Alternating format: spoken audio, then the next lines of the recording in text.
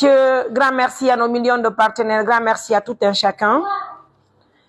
Pas plus tard qu'avant-hier, j'avais fait une émission pour vous dire qu'il y a un enfant qui est venu au bureau. Malheureusement, l'enfant n'avait rien.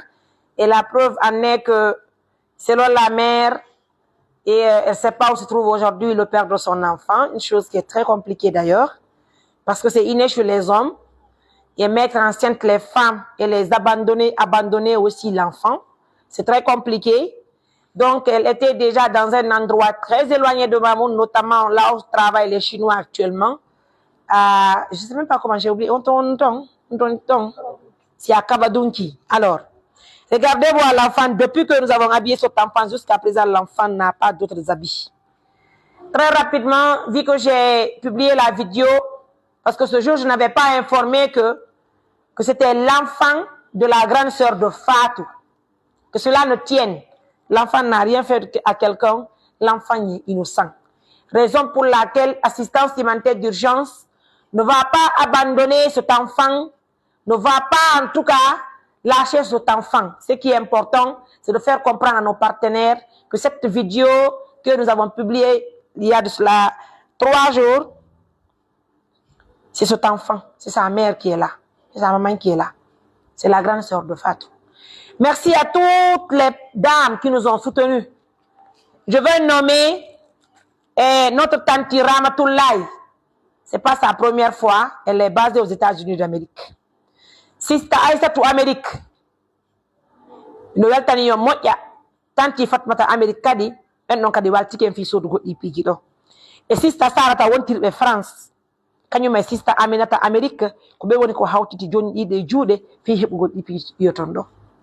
Haray musibe mi fillito tanti Ramatoulaye Sister Aïssatou Amérique, tanti Fatoumata Amérique, Sister Sarata France et Sister Aminata wontirbe Amérique woni ko neldi en de moƴƴere musibe haray ko teddugal le mo haray ngal do porango yeton do c'est montant de 800 000 on andi yande de apport je fandude de presque de ala hebade donc haray ko den pore je won dañi hide do dum do hebay ko o bobo lotire nganda ko ngo bobo wonta jango je précise. On ne sait pas qu'est-ce que l'enfant là va devenir demain. On ne sait pas. Haray, en sodido, patenay pampers, no go, didi, tatinay, ko bobo wutorane. Hino saku umu. Haray hino serviette didi. On va d'abord nettoyer l'enfant avant que l'enfant n'aille à l'hôpital dans l'urgence.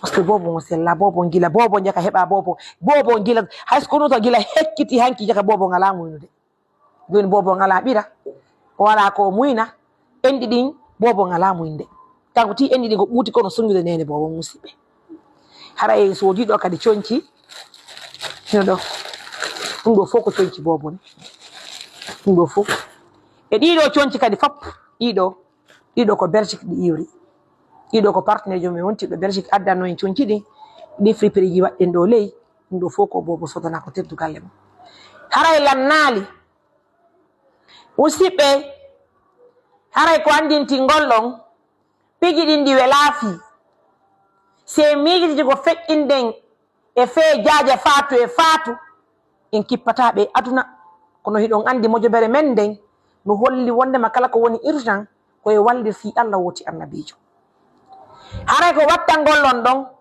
kanyum tanti Ramatoulaye wontibe ben Amérique be holluno simen hendike buddi ko men sodu koltu fi kanyum onnene bobo don onnene bobo harondiri ko nene kanko onnene bobo haray ko on valise ni musibe haray ko teddugal mo va ouvrir la valise hino ton complet sappo o complet sappo do ko an yonene bobo ina yeti ko ñoyte di watte surra hoore ma dan ko da bibbe mabbe yurmina nene gotuma mo jabali wondude ma jarama golli Allah yo bon joddi aljannaji kolla yo batal nami maranje duhule kum yo bon farma ko miskina walando Allah yo bon ko muddu be dañande o ko yido sellino wala joddi aljannaji bimbe barkamo jarama ngentike Allah yo bon ko muddi hebi ko mi galoki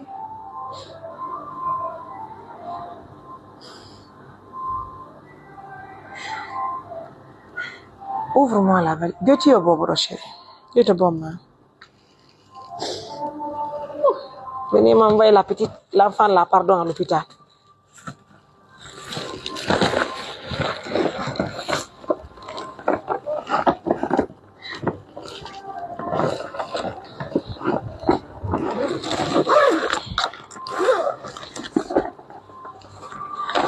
Lève-toi, s'il te plaît, pour les habits là.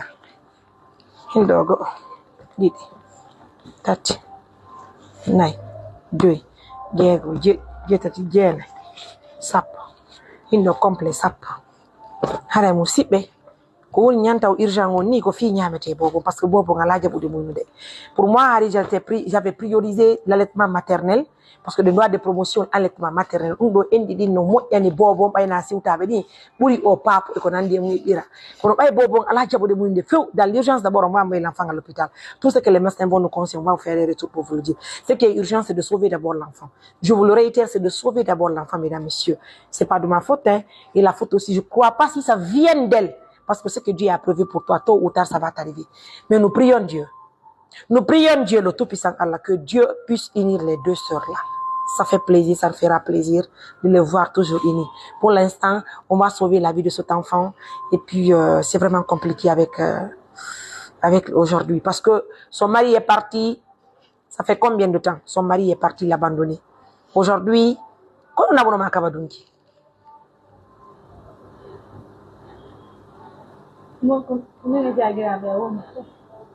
kon non abonnement ton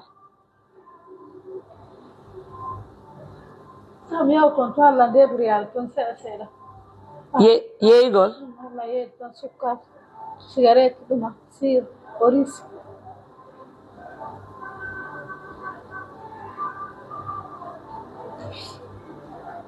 Elle avait pris son enfant, elle a envoyé son enfant chez moi. On a déjà école mondiale parce que taille là comme da kuno bobo sina war gondo.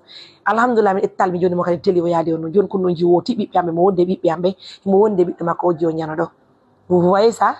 Elle est partie encore tomber enceinte. Odo kadi gorko ye accimo. Ma chérie. Yo Allah ko ren fu burna nay hakkil.